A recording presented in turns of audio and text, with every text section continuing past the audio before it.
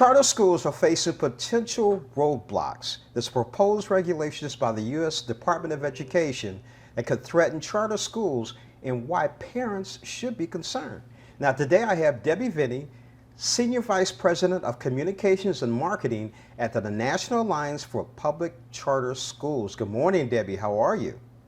Good morning. I'm doing great. How are you? I'm doing good. So, first of all, what is a charter school? Well, a charter school is a special kind of public school that operates outside of the school district. So it's a public school that anyone could access, regardless of where you might live in the surrounding geographic area. So not just the one that you're zoned to by your zip code. It's also a school that never would cost anything to attend because it's a public school. There's no special admissions requirement like a test or an audition or anything like that. And they are usually more flexible, they are autonomous, and they just have control over their budget, staffing decisions, things like that. So really innovative, small public schools. Now, who attends charter schools?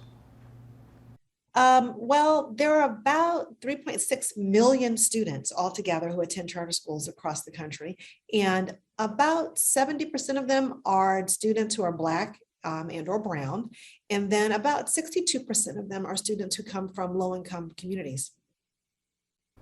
Now, what proposed regulations are threatening charter schools?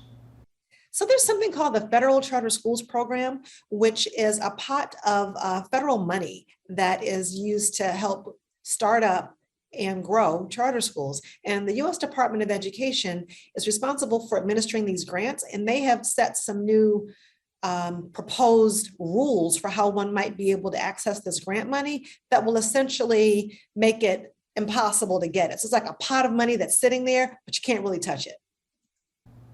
Why does that sound like voting rights? Anyway, how do these, Whoa. yeah, how are these rules going to impact charter schools? These rules would create an onerous set of burdens and headaches for charter school operators and founders, such that it would basically you would stop growth. So we would see a significant decline in the number of charter schools that we have. Please, I wanted to tell you about 1 out of every 2 charter schools in this country has received this special pot of funding. And so if you think about that, if we were to make that inaccessible, it would have a devastating impact on the charter school community. Wow. Where can my viewers go for more information? I'd send your viewers to publiccharters.org or to charterswork.com to learn more. So what can our viewers, what can the public actually do? Well, you can do a lot. As members of the public, your voice matters a lot. In fact, we were so excited to see 1,000 parents who came to Washington, D.C. yesterday and went in front of the White House and to the Department of Education to speak their piece about this. But you can get on Twitter. I encourage you to. You can send letters to the Department of Education. And you also can contact your congressperson and let them know that you want them to fight for charter schools and to tell the Department of Education to stand down on this. Debbie, is this a little bit politically motivated? It is a lot politically motivated. There's no other way to interpret it. We know this because once we were told as a sector that our appropriation for 2022 was protected and we would be able to keep that year over year, that was fantastic. $440 million for the startup and replication of charter schools. The very next day, the department kind of slid out this 17-page set of new rules about how one could actually access that. So the timing is such that there's no way you could think that it was accidental or not political in nature.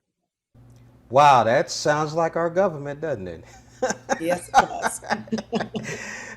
James Thomas, I've been talking with Debbie Veney about something very interesting and very serious, especially to the underserved areas in most metropolitan areas.